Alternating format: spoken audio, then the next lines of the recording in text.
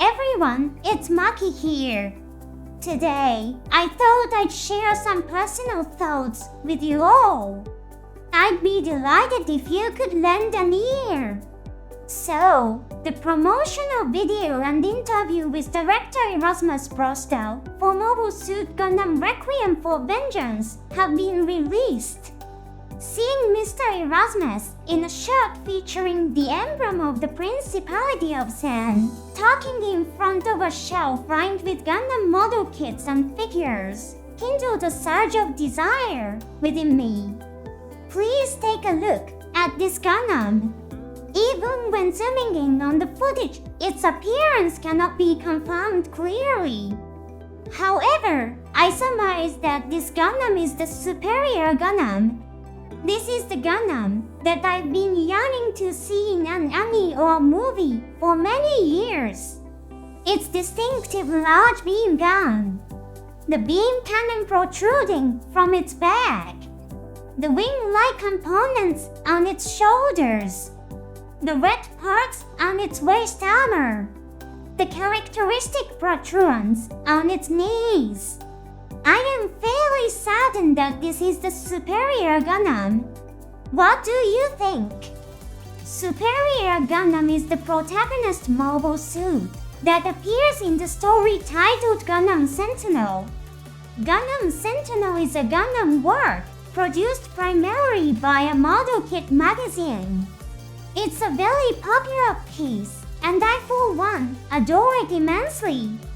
However, it is a production that encountered issues surrounding rights between the model kit magazine and the company producing Gundam. The specifics of these troubles have not been disclosed to us, the general fans.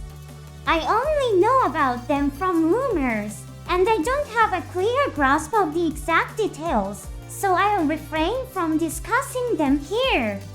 I can't tell whether the location of the interview video is the production company's office or a room reflecting the director's preferences. Yet, the mere fact that there are people who love superior Gundam brings me joy. The mobile suits that appear in this story have very intricate designs, and there have been assessments suggesting it would be challenging for them to appear in anime.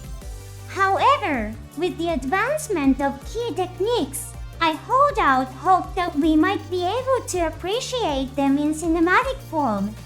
The fate of having a mobile suit related to this superior Gundam appear in visual works has already been achieved. In Mobile Suit Gundam Unicorn, a suit called Zeta Plus makes an appearance. Although it was a minor role, and its appearance was brief, I was thrilled. Superior Gundam also makes an appearance in Gundam Build Fighters.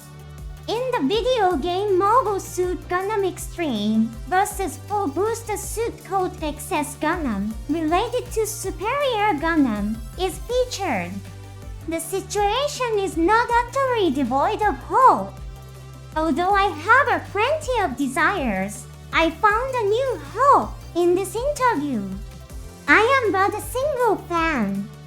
However, I honestly, from the bottom of my heart, wish that all rights holders related to Gundam Sentinel can come together in harmony, providing more opportunities for these works to shine. Today, I'll provide a brief explanation of Gundam Sentinel for those of you who may be unfamiliar with it. If you find it cool, let's support this work together. Gundam Sentinel is set between Mobile Suit Zeta Gundam and Mobile Suit Gundam Double Zeta, dealing with events that occurred during that interim. The enemy organization within the Earth Federation Forces is an entity that strongly advocates for the rights of the people living on Earth.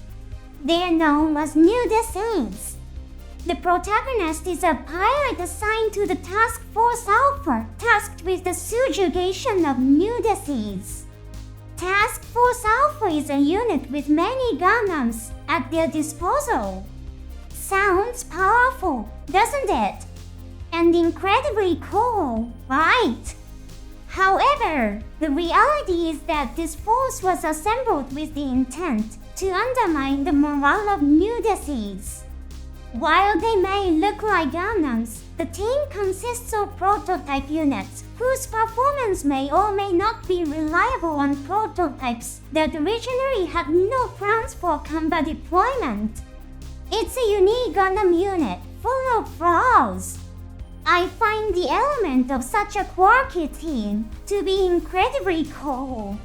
Let's introduce some of the Gundams that appear in the story.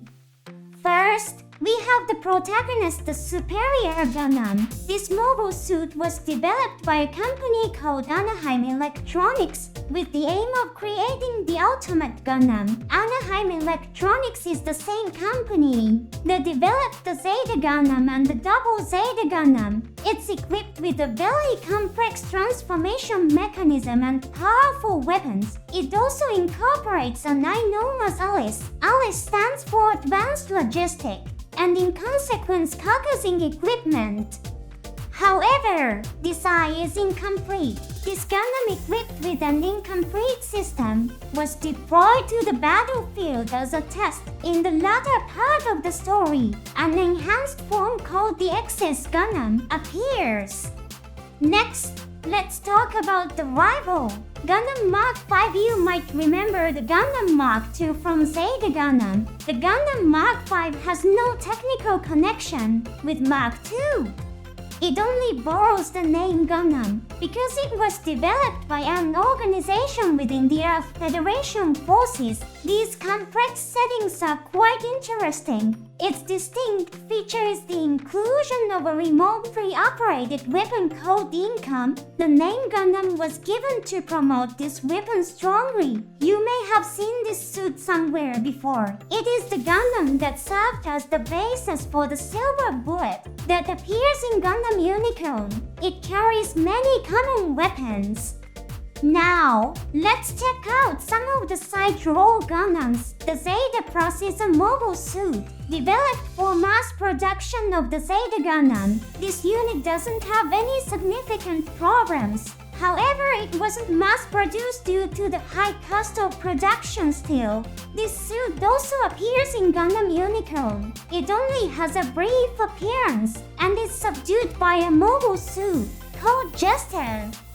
Finally, let me introduce you to my favorite mobile suit, the Fuzz. It's incredibly cool, isn't it? This mobile suit is a test body for the Double Zeta Gundam's enhanced weaponry plan. That's why it wasn't initially developed with actual combat deployment in mind. It has a powerful beam cannon called the High Mega Cannon in its head and abdomen. However, these high mega cannons are just dummies for checking weight balance. They don't function as beam cannons.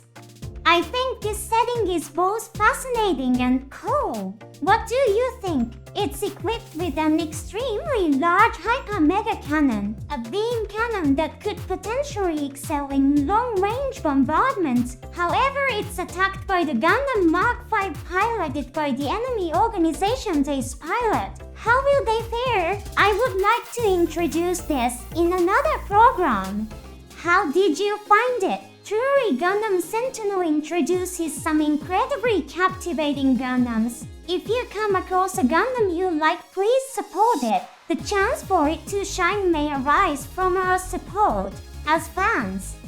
All the Gundams introduced in today's show have merchandise available, such as model kits and action figures. The production company clearly recognizes the appeal to fans. The future where Gundam Sentinel is visualized might not be too far off.